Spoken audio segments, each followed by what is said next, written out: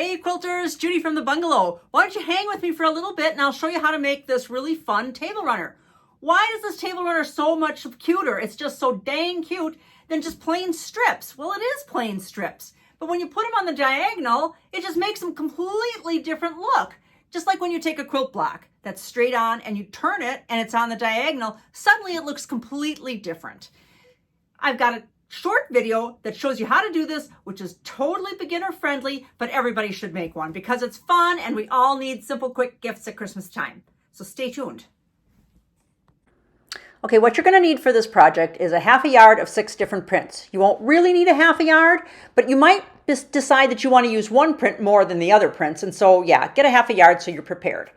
1/4 of a yard of binding, a half a yard of backing, a quilt batting piece measuring 18 inches by 44 inches, 5/8 yards of white cotton woven fusible, walking foot, and general sewing supplies like pins, scissors, seam ripper.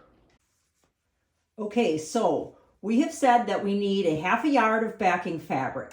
That half a yard of backing fabric will be 18 inches by 42 inches wide. So you're going from selvage to selvage, and you have a full 18 inches by roughly 42 inches of fabric. Make sure that this is trimmed perfectly squared up, all right? Then you're going to need a piece of batting, and the batting needs to be the exact same size. So if that means that you're going to use a batting scrap and trim it to that exact size, then that's what you're going to do. So you will lay your backing wrong side up and then lay a piece of batting on top of that. Then on top of that, you will put woven fusible cotton interfacing on top of the sandwich of the backing, the batting, and then the woven fusible cotton interfacing. And you're going to iron the entire sandwich. When you iron this entire sandwich, you're going to find that your batting is going to eke out a little bit on the sides of your backing fabric. Anytime you iron batting, it distorts it. All right, so that's the reason for the woven cotton fusible. So we're not going to worry about trimming it all down right now, but just know that when you iron this woven fusible cotton interfacing on here, it is going to distort that batting somewhat and it will come out of the sides.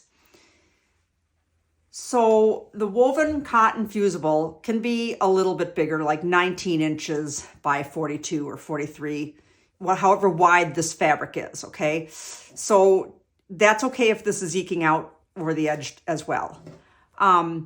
So then the next thing you're going to do is you're going to stitch all around the perimeter about 1/8 of an inch.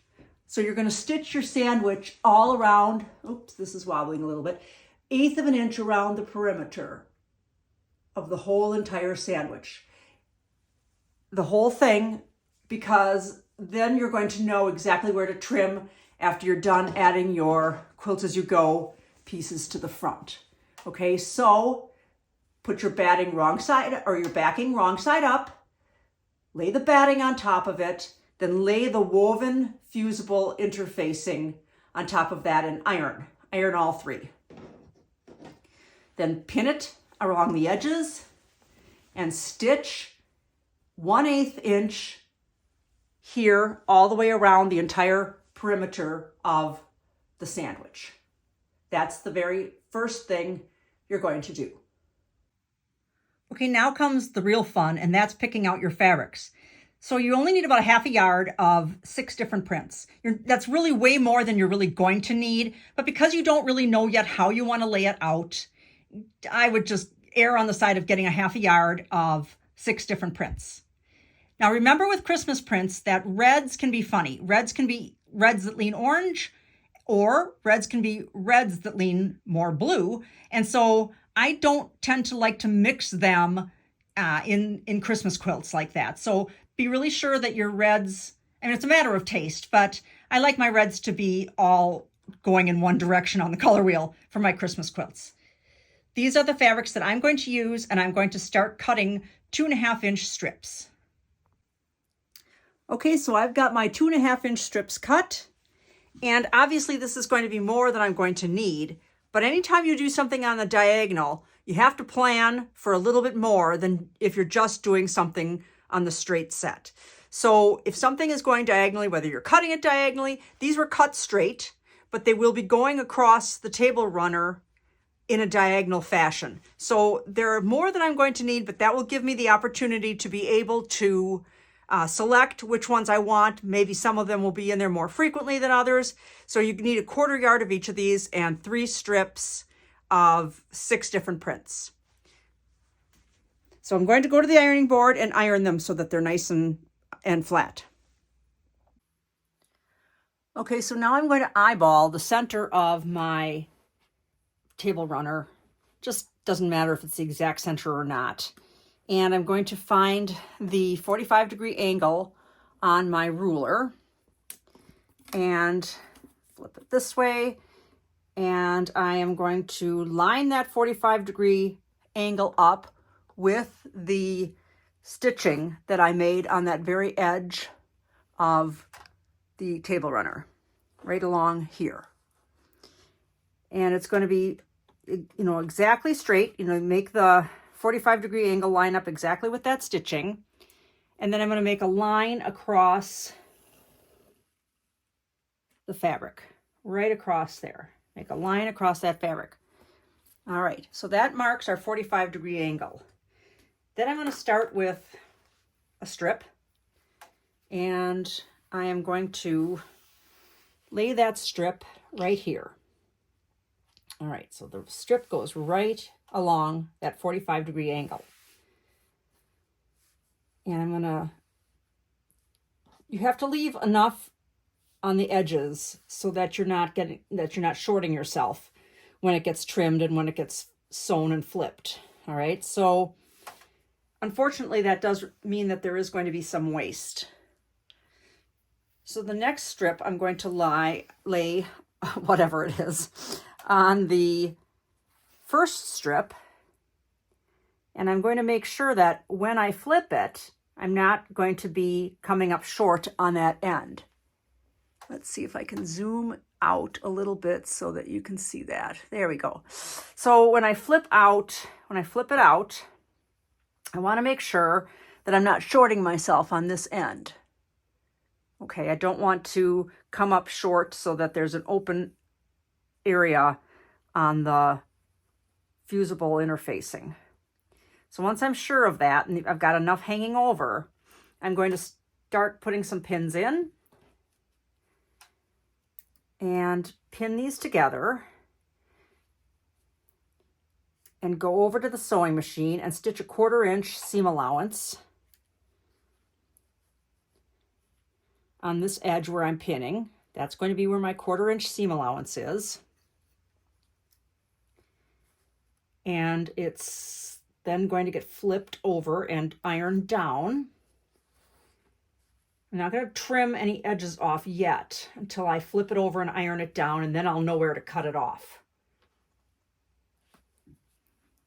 Okay, so I'm going to leave all this intact right here for now. And then I'm going to sew with my walking foot on my machine. I'm going to sew a 1/4 inch seam allowance along here.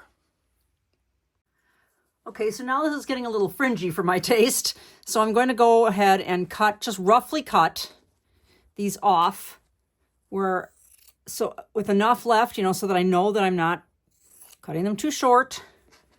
And I'm going to cut down here. Now I've gone and cut a piece of green because I really felt like this needed some green. And I'm going to cut off my pink one right here. And so this is all the fringe that I have left hanging off there, so that when I go to my sewing machine, it's not just such a mess. So these shorter pieces definitely will still be used. And here is the top part. Okay, so now I can zoom out a little bit there. All right, so now I'm going to add my green strip. And I think I'm going to add it over here. That looks good.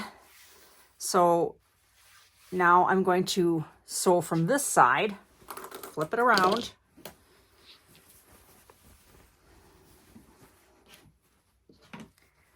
pin it this way, right sides together. Make sure that I have enough on the overhang so that when I flip it, it's kind of like paper piecing that way. Flip it. Yeah, that you have enough when you flip. So again, pinning down the length of this and sewing a 1/4 inch seam, flipping it out and ironing it, and building as we go. And this is what we do. We continue to go all the way down, strip after strip, designing as we go, quilting as we go.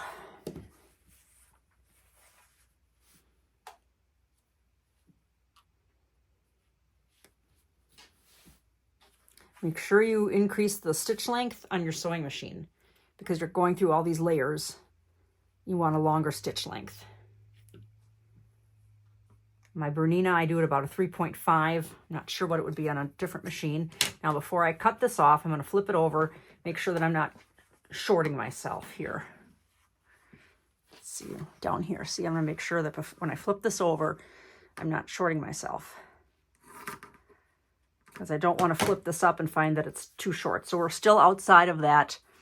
See how easily that can happen? We're still outside of the stitching right here, which is good, because if I were up above here, I would have to take this off and redo this strip.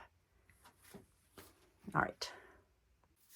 Okay, so the next question I'm thinking someone would ask would be, does it matter which direction you progress? No, it doesn't matter at all. You can start doing more of them off this way and then some of them off this way. It doesn't matter. It's not going to make a difference in terms of sewing it or the warp of it if it gets all wonky, because you've got the woven fusible on there. You're going to be okay. So now the next one, I'm probably going to go off of here and put this one on, making sure once again that I have enough. I'm not going to cut it off too short. This one got almost over here. This one got almost too short when I trimmed it. Almost. We came really close to being too short. So you can see what I'm saying about not trimming it too short when you get to that point. Leave some extra on the ends. And I know you're going to think that that's wasteful, but it's better than having to rip the whole thing out and reposition it. All right, so we're going to put this one on next, and we're going to continue in this fashion until we have the table runner covered.